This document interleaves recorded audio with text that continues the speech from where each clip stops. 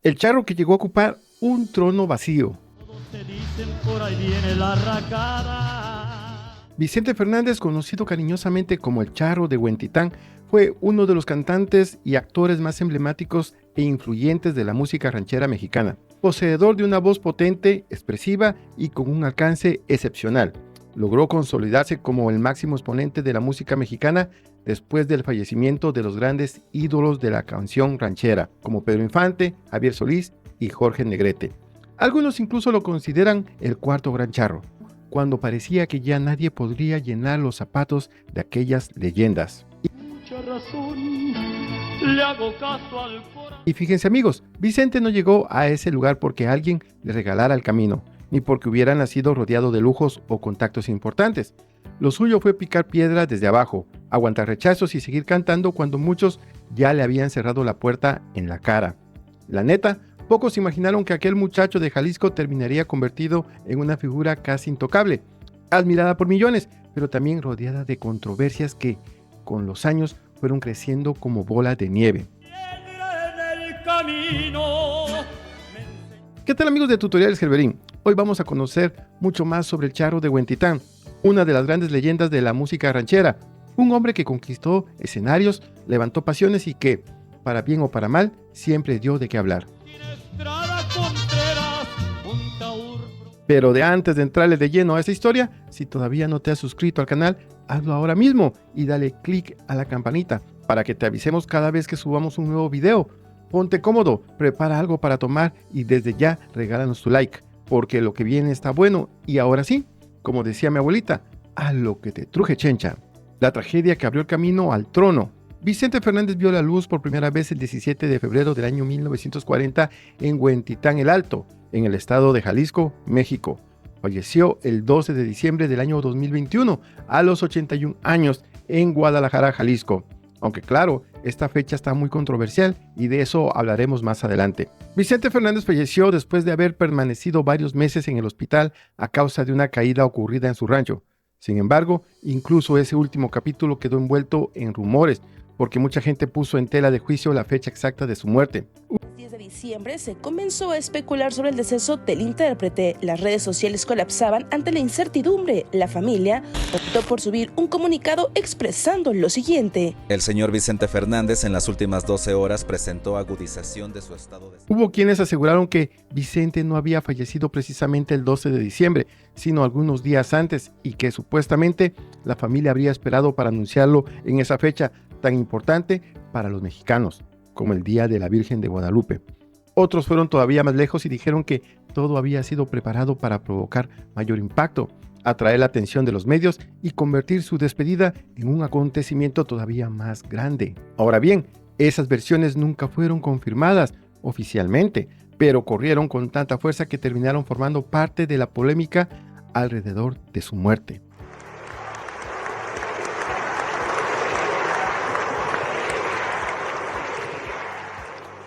Porque vean amigos, donde hay muchas manos, nunca se sabe quién escondió la piedra. Y en el mundo del espectáculo eso pasa pero muy seguido. Porque entre versiones, intereses y silencios, la verdad termina toda revuelta.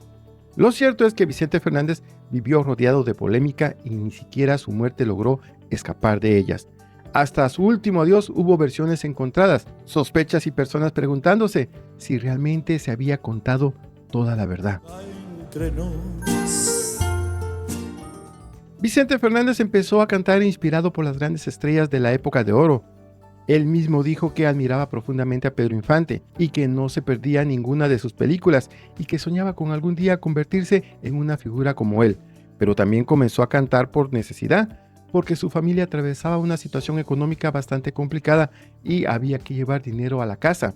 La situación financiera de los Fernández era muy difícil. Vicente trabajó como albañil, pintor y, según contó, también como bolero y lavaplatos en el restaurante de uno de sus tíos.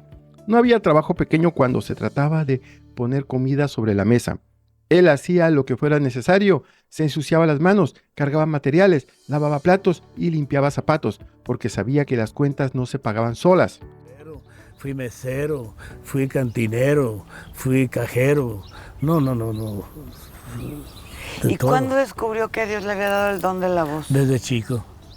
Desde chico nomás que pues no sabía que pagaban. Según se sabía, su padre tenía problemas con el alcohol y estaba sumergido en muchas deudas. Aquello provocó que Vicente tuviera que madurar mucho antes de tiempo. Mientras otros niños pensaban en jugar, él ya entendía que en su casa hacía falta dinero y que cualquier ayuda era buena. A los 8 años le regalaron su primera guitarra, aprendió a tocar de oído y comenzó a estudiar por su cuenta la música folclórica de México. Aquella guitarra no era solamente un juguete, era prácticamente una tabla de salvación. Vicente comenzó a imitar a los grandes cantantes, a practicar las canciones que escuchaba en la radio y a descubrir que su voz podía llamar la atención de la gente. Poco a poco se fue dando cuenta de que cantar podía ser mucho más que una afición, también podía convertirse en la forma de sacar adelante a su familia. Todo el mapa de aquí de Colombia, sin que se quede uno sin cantar de los que están aquí en el estudio, y bien fuerte, porque es lo único que me voy a llevar de satisfacción de ustedes, su cariño y sus aplausos. Conmigo. Y volver. Para aumentar sus ingresos, pasaba de mesa en mesa dentro del restaurante, ofreciendo canciones a los clientes a cambio de una propina o de unos cuantos pesos. A veces la gente aceptaba escucharlo, otras veces seguramente ni siquiera levantaba la mirada, pero Vicente seguía insistiendo, porque una cosa era tener buena voz y otra muy distinta conseguir que alguien quisiera escucharla. Bueno, a las casas de citas y con un trío llegaba y les decía, quieren que les cante, nomás le pagan al trío y a mí lo que quieran regalarme, pero en casas de citas. Y yo no te... Cuando tenía 14 años empezó a cantar de manera más constante en restaurantes y bodas de Guadalajara para ganarse la vida. No eran grandes escenarios ni había reflectores, pero cada presentación le ayudaba a perder el miedo, a controlar la voz, a conocer el gusto del público. Cantaba frente a familias, novios, clientes y personas que muchas veces no sabían que estaban escuchando al hombre que años después sería llamado el rey de la música ranchera. Ese mismo año se inscribió en un concurso de canto transmitido por el canal local de televisión XCW y ganó el primer lugar. Aquel premio fue mucho más que un reconocimiento. Para Vicente fue una confirmación de que tenía el talento suficiente para dedicarse a la música y que quizás su sueño no era una locura. Por primera vez, alguien fuera de su familia le estaba diciendo que su voz valía la pena. En 1960 se mudó a la Ciudad de México para probar suerte. Llegó a la famosa Plaza Garibaldi y comenzó a cantar en restaurantes tradicionales como El Amanecer Tapatío. Pero la capital no lo recibió con los brazos abiertos. Según contó, varias disqueras lo rechazaron, argumentando que el mariachi ya no vendía y que el público estaba buscando otro tipo de música. Aquello debió ser un golpe durísimo, porque Vicente había dejado su tierra convencido de que su voz le abriría las puertas, pero se encontró con empresarios que le decían que el género que amaba estaba pasado de moda. Aún así, no regresó derrotado, siguió cantando donde lo dejaran, aceptando presentaciones y esperando la oportunidad que pudiera cambiarle la vida. Entonces ocurrió una tragedia que terminó moviendo las piezas dentro de la música mexicana: la muerte de Javier Solís, el rey del bolero ranchero. En 1966 dejó un vacío enorme en el género ranchero.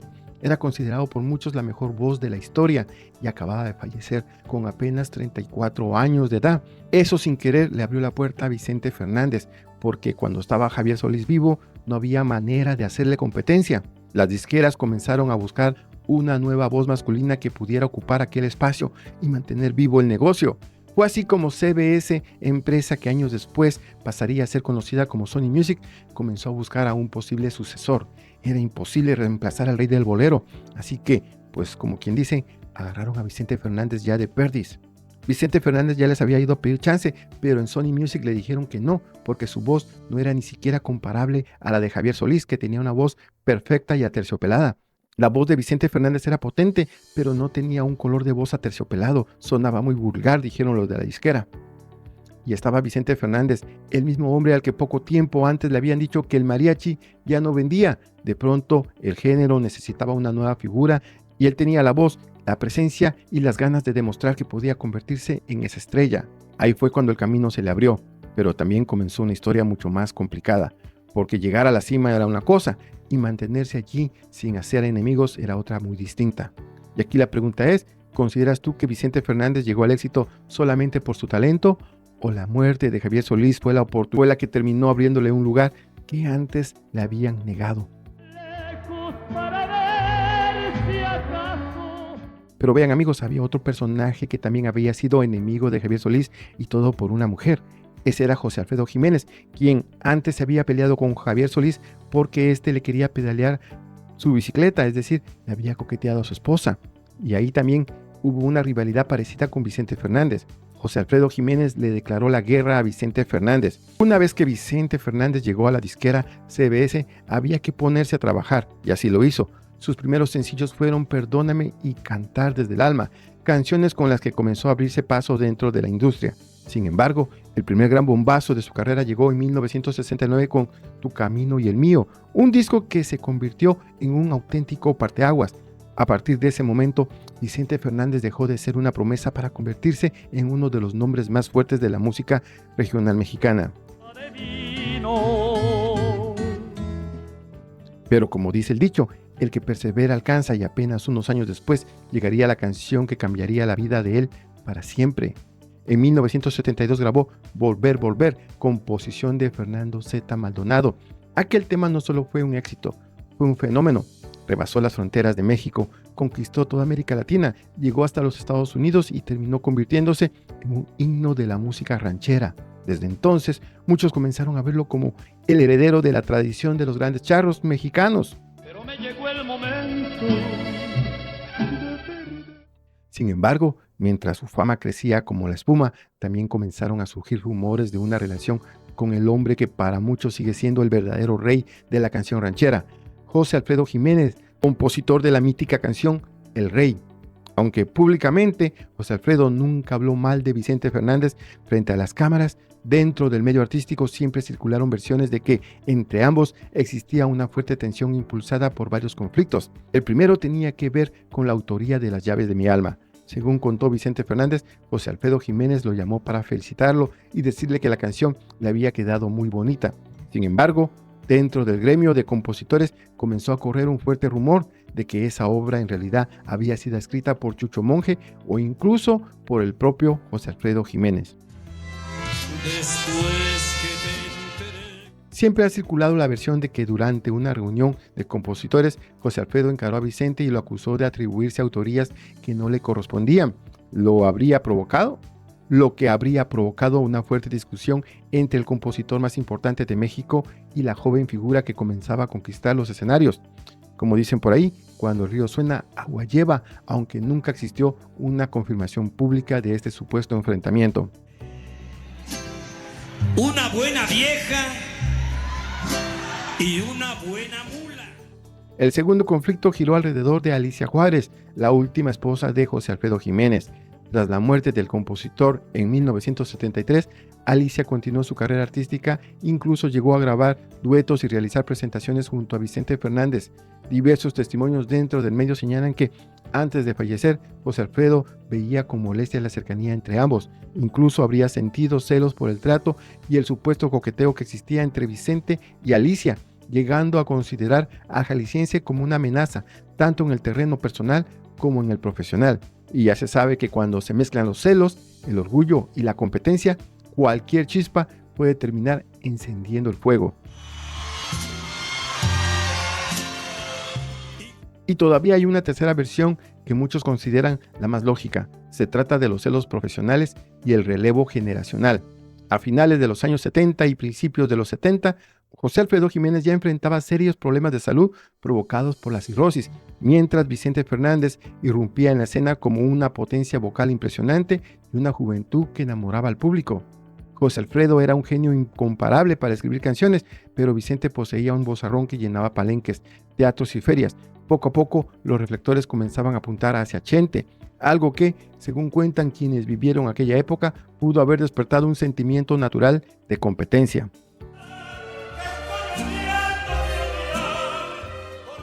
Y es que, como dice el viejo refrán, nadie quiere que le quiten la silla cuando todavía siente que puede seguir sentado en ella.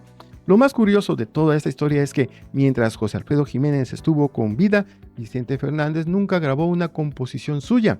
Además, Desde hace muchos años circula el rumor de que José Alfredo tenía vetado a Vicente para interpretar sus canciones, una versión que nunca fue confirmada, pero que sigue alimentando una de las rivalidades más comentadas en la historia de la música ranchera. Y aquí la pregunta es, ¿ustedes creen que José Alfredo Jiménez realmente tenía vetado a Vicente Fernández por los celos profesionales? ¿O todo fue un rumor que creció con los años? Chente no podía ni ver al Divo de Juárez. Vicente Fernández no necesitaba a Juan Gabriel para llenar palenques, vender discos ni demostrar que era uno de los grandes de México. Chente ya tenía nombre, voz, dinero y público de sobra, pero tampoco podía negar que el Divo de Juárez componía canciones que parecían hechas para meterse por el oído y salir directamente por el corazón. Y ahí estaba lo complicado, porque respetaba su talento, cantaba sus composiciones, pero en lo personal llegó un momento en el que parecía que ya no lo tragaba. Aquello no fue una rivalidad inventada únicamente por el público. El mismo Vicente reconoció que Juan Gabriel le caía mal, le caía gordo y remató diciendo que él tampoco era santo de la devoción del Divo. Dicho en palabras más sencillas, no se soportaban y ninguno estaba preocupado por esconderlo.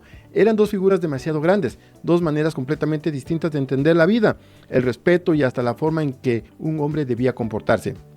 Juan Gabriel era libre, extravagante y difícil de encerrar en las ideas tradicionales de la época. Se vestía como quería, se movía como quería y cuando alguien trataba de arrinconarlo con preguntas incómodas, encontraba la forma de salirse por la puerta grande. Vicente Fernández era prácticamente lo contrario: sombrero, caballo, familia, rancho y una imagen de macho mexicano que cuidaba como si viniera bordada con hilo de oro. Desde ahí se veía que tarde o temprano iban a chocar. Dos gallos con espuelas nuevas no necesitan mucho patio para empezar a mirarse feo. El encontronazo más recordado ocurrió cuando Juan Gabriel fue invitado a comer a la casa de Vicente Fernández. No llegó como enemigo ni como alguien que quisiera provocar problemas, llegó como invitado y doña Cuquita se preocupó por atenderlo bien. Como sabía que el cantante no comía carne, le preparó algo especial para que pudiera sentarse a la mesa sin andar apartando medio plato. Todo marchaba con aparente tranquilidad hasta que doña Cuquita le preguntó a Juan Gabriel si creía en Dios. Tal vez esperaba una respuesta religiosa, una frase respetuosa o por lo menos algo que no moviera los muebles, pero Juan Gabriel le contestó que solamente creía en él y nada más que en él. Y eso era algo que el Divo nunca negaba. Doña Cuquita tomó aquella respuesta como una falta de respeto y se levantó de la mesa bastante molesta. No le gustó que dentro de su propia casa le contestaran de esa manera sobre un asunto tan importante para ella. Vicente tampoco lo dejó pasar. Para Chente no se trataba solamente de una diferencia de creencias. A sus ojos, Juan Gabriel había incomodado a su esposa cuando ella se había tomado la molestia de recibirlo y prepararle una comida especial. Desde ese momento la relación quedó lastimada, lo que para Juan Gabriel pudo haber sido una respuesta honesta o una manera de decir que confiaba en sí mismo. Para los Fernández sonó a soberbia y cuando el orgullo entra por la puerta, la reconciliación suele salir por la ventana sin despedirse. Amigos, hablemos de las amantes de Vicente y el matrimonio que nunca se rompió. Dicen que detrás de un hombre exitoso siempre hay una gran mujer, pero también dicen las señoras de antes que el costal del matrimonio no solo se llena de amor, también de paciencia. Y si hubo una mujer que supo que era aguantar tempestades sin bajarse del barco, esa fue María del Refugio Abarca Villaseñor, mejor conocida como Doña Cuquita. Vicente, de su familia, de todo. Qué padre ver a doña Cuquita. Le mando un abrazo con todo cariño. Bueno, el altar de Día de Muertos de Vicente Fernández se podrá visitar en 2 meses. Antes se casó con ella en 1963 y permanecieron juntos durante 58 años, hasta la muerte del cantante en el año 2021. Fue una historia de amor que comenzó desde muy jóvenes, pero que con el paso de los años también estuvo rodeada de polémicas, rumores, infidelidades y decisiones que hasta el día de hoy siguen dividiendo opiniones. Entre las controversias más conocidas estuvieron las múltiples mujeres con las que Vicente fue relacionado sentimentalmente e incluso la existencia de un hijo nacido fuera del matrimonio. Claro que sí, ahí vamos a estar. Ahí estamos, mi amor. Soy madrina de muchos matrimonios y han adoptado niños y vieran qué bonitos. Ay, qué padre. Pero lo curioso es que al principio ni siquiera parecía que fueran a terminar juntos. Cuando Vicente decidió irse a la Ciudad de México para buscar una oportunidad en la música, prefirió terminar su noviazgo con Cuquita. Según contó, no quería hacerla esperar mientras él intentaba salir adelante porque todavía no tenía dinero ni un futuro seguro. Amor con la panza vacía pocas veces llega al altar. Es cierto, porque yo nunca viví en Huentitán, ni soy de Huentitán, y muchas cosas que no son No, yo soy de Peta. A doña Cuquita no le importaban las críticas. Tiempo después regresó de visita a Huentitán y la vio salir de misa acompañada de otro muchacho. Ahí fue cuando Vicente, como dicen en mi pueblo, se puso vivo porque ya le estaban comiendo el mandado. Según relató el propio cantante, se acercó y prácticamente le dio 10 minutos para terminar aquella relación porque ella se iba a casar con él el 27 de diciembre. Y dicho y hecho, cumplió su palabra y el 27 de diciembre de 1963 se dieron el sí. Hasta siempre, Vicente Fernández. 45 años en la compañía y 48 años de casado, y todos los años que tengo que conocer a todos los medios, a quien aprovecho para dar las gracias por tanto apoyo y tanto respeto. Oye, Chente. Poco tiempo después nació su primer hijo, Vicente Fernández Jr., quien llegó al mundo de manera prematura y tuvo que permanecer en una incubadora, un gasto que para la joven pareja era muy difícil de cubrir. Mientras Cuquita cuidaba al bebé, Vicente trabajaba de sol a sol cantando en cantinas, restaurantes y con mariachis para llevar dinero a la casa. Como decía la gente de antes, cuando el bolsillo aprieta, no queda otra que arremangarse la camisa. Pero los años pasaron, llegó la fama y con ella también comenzaron los problemas. La vida matrimonial de la pareja estuvo marcada por constantes rumores de infidelidad. Vicente fue relacionado con diversas figuras del espectáculo, entre ellas la actriz Patricia Rivera y la cantante Manuela Torres, además de otras mujeres de las que también se habló durante décadas. Lo que siempre llamó la atención fue la manera en que doña Cuquita enfrentó esa situación. Mientras muchas personas esperaban verla hacer escándalo o pedir divorcio, ella tenía una filosofía muy distinta. En más de una ocasión declaró ante los medios que Vicente era de las puertas del rancho para afuera de todos, pero de las puertas del rancho para adentro era su marido. Incluso llegó a decir que ella no iba a estar cuidando a un señorón, que si a Vicente le gustaba andar de picaflor, ese ya era problema de él, pero que su hogar seguía siendo su hogar. Como dice mi vecina, hay mujeres que pelean por un hombre y hay otras que simplemente dejan que él solo se meta en sus propios enredos. Uno de los romances más sonados fue el que salió a luz con la actriz Merle Uribe. Ella aseguró públicamente que mantuvo una relación con Vicente Fernández durante 8 años y que todo ocurrió a escondidas de doña Cuquita. Incluso contó que llegaron a presentarle a un mariachi como supuesto novio de ella para que Cuquita dejara de sospechar y así poder seguir viéndose prácticamente frente a sus propios ojos. En otras palabras, le miraban la cara a doña Cuquita. Según Merle Uribe, Vicente siempre fue muy claro con ella. Le decía que jamás abandonaría a su esposa porque doña Cuquita había estado a su lado desde que no tenía absolutamente nada y porque era la mujer que lo acompañó desde el inicio de su carrera. Bien, porque incluso ya después de que él tuvo un romance con, bueno, todo el mundo lo sabe, Patricia Rivera, la llevó al $1 Million y hola, ella no me dejaba ni acercarme, eso sí me acuerdo. Lo saludaba de lejos. Aquí la pregunta es, ¿qué hubieran hecho ustedes? ¿Ustedes hubieran aguantado tanto o no? Y vean amigos, cuando Vicente Fernández falleció, doña Cuquita heredó la inmensa fortuna que dejó el charro de Huentitán. Para muchos fue una especie de justicia después de tantos años de matrimonio. Otros consideran que fue una decisión inteligente por parte de Vicente al no dejar ese patrimonio en manos de ninguna otra mujer. Pero también existe otra opinión. Hay quienes aseguran que jamás habrían soportado tantas infidelidades, aunque al final les dejara una fortuna. Me dejó claro, creo que desde el primer instante. Dijo, hola, me llamo Vicente y estoy casado con Cuquita. Ajá. Sin embargo, también hay que recordar que legalmente, si doña Cuquita hubiera decidido divorciarse, tendría derecho a buena parte de los bienes construidos durante el matrimonio. Después de todo, cuando se casaron en 1963, Vicente Fernández no tenía prácticamente nada. Todo lo que vino después, ranchos, propiedades, negocios, dinero y una enorme fortuna, se levantó mientras ambos seguían casados. Por lo tanto, Cuquita Barca tendría derecho a la mitad de todo eso. Y tampoco hay que olvidar que doña Cuquita pertenecía a otra generación, una en la que el divorcio era visto de manera muy distinta a cómo se ve actualmente. Como decía mi abuela, cada quien carga la cruz que decide abrazar, aunque desde afuera parezca demasiado pesada. Nacieron todas las flores. Y vean amigos, aquí viene una historia muy oscura de parte de Vicente Fernández, porque él era el ídolo que habría cerrado el camino a sus rivales. Después de la muerte de Vicente Fernández comenzó otra batalla, pero esta vez no fue arriba del escenario ni dentro de un palenque. Todo estalló cuando Televisa lanzó una serie titulada El Último Rey, donde el charro de Huentitán fue retratado de una manera que no dejó nada contenta a su familia.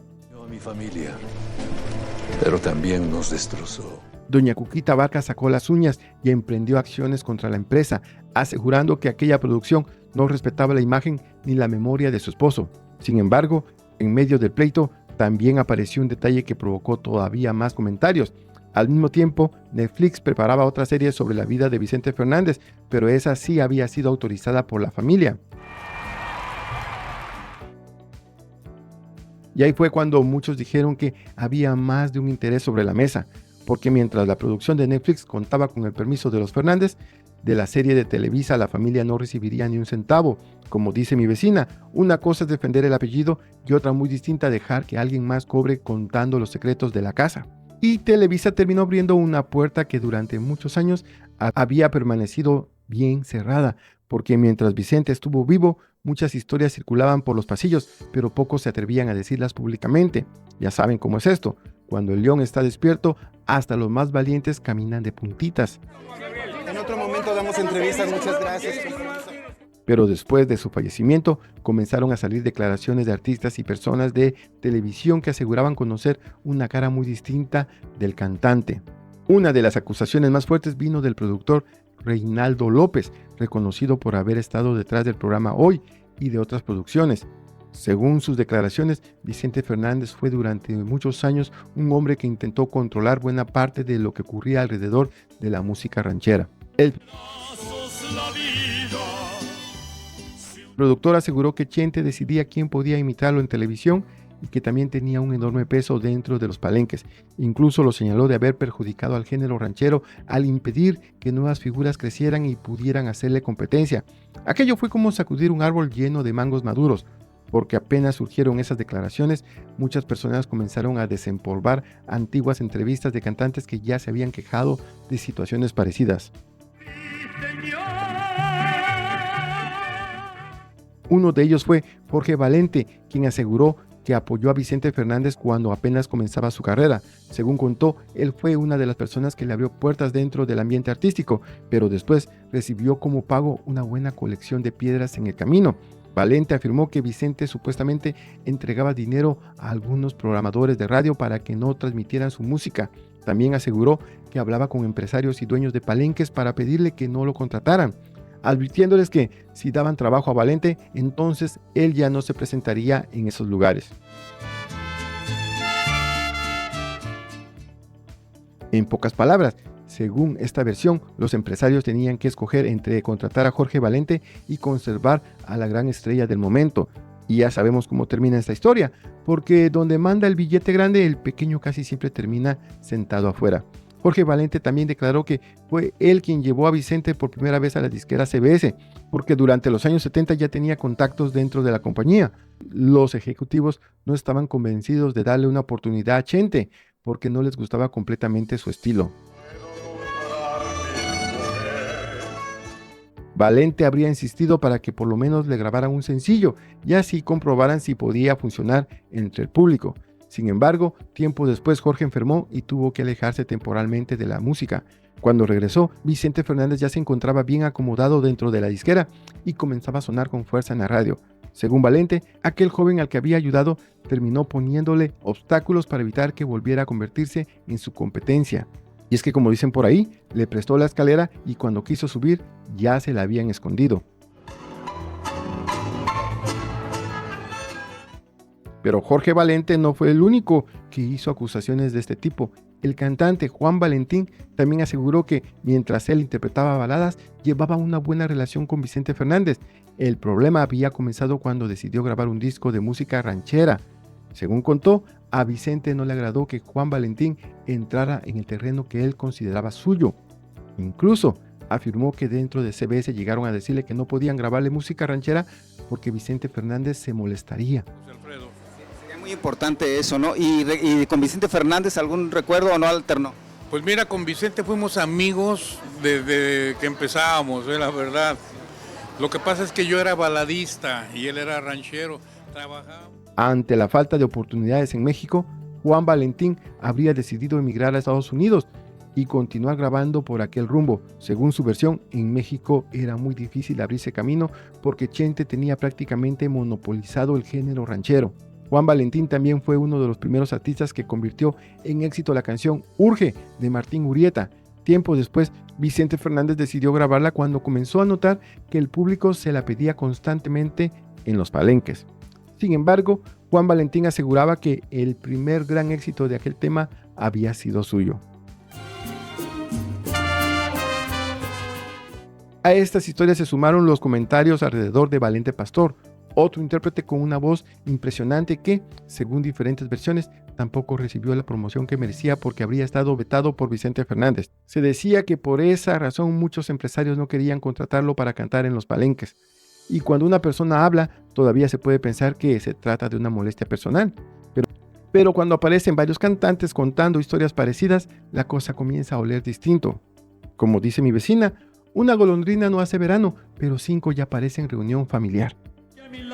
Ya no estás, no queda más que...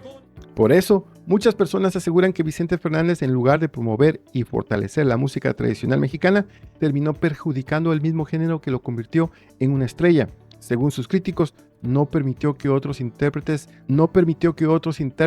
sobresalieran porque quería permanecer como el único gran representante de la canción ranchera de su generación. Estas acusaciones no nacieron solamente después de su muerte. Existen entrevistas y apariciones en programas de televisión donde varios de esos artistas hablaron públicamente sobre lo que supuestamente vivieron.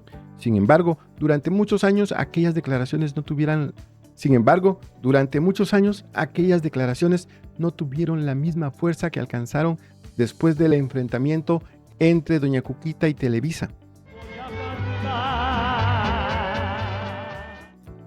Fue entonces cuando muchos comenzaron a recordar viejas historias y hablar con mayor libertad sobre la relación que Vicente Fernández mantenía con otros cantantes mexicanos.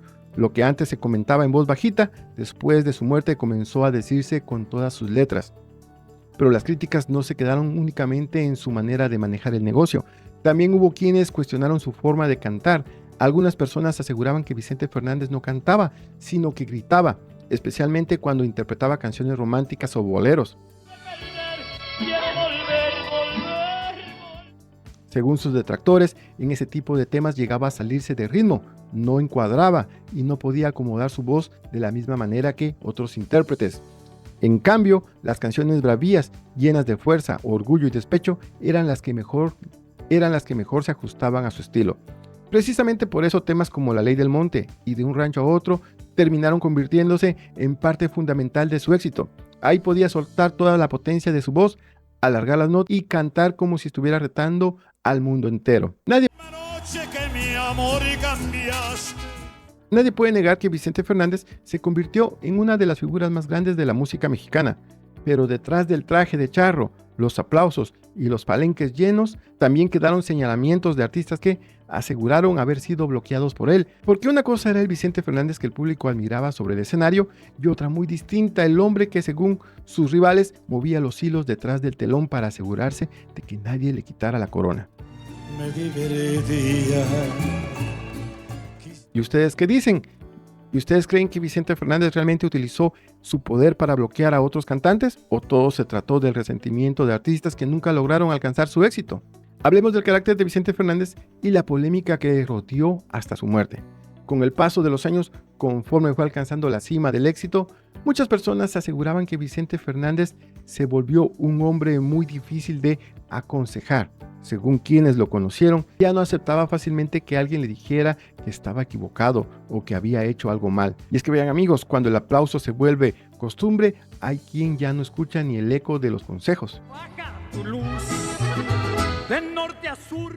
Un ejemplo muy comentado ocurrió durante una misa. Según se ha contado, Vicente quiso pasar a recibir la comunión sin haberse confesado previamente. El sacerdote le explicó que eso no era posible, porque de acuerdo con la tradición de la Iglesia Católica, primero debía confesarse. Pero Vicente le respondió algo así como, pues deme la comunión y ahorita al ratito me confieso. El sacerdote volvió a decirle que no podía hacerlo, que no era una cuestión de dinero, fama o de quién era él, sino simplemente de respetar las reglas de la fe católica. Aquello no le cayó nada bien a Vicente Fernández. Según los rumores, salió molesto y nunca volvió a asistir a esa iglesia ni a ninguna misa. Porque vean amigos, hay gente que acepta un no y hay otros que sienten que el mundo les quedó debiendo un sí. Después de aquel pleito con el sacerdote, Vicente prácticamente dijo: si en esta iglesia no se puede hacer a mi manera, entonces me construyo una propia. Justamente lo que hizo, mandó levantar una capilla dentro de su rancho, una especie de iglesia a su medida, donde podía celebrar misas y recibir sacerdotes sin tener que salir de su propiedad. Después de eso ya no vuelvo a molestarte. Incluso contó que en una ocasión doña Cuquita llevaba tiempo pidiéndole que se confesara.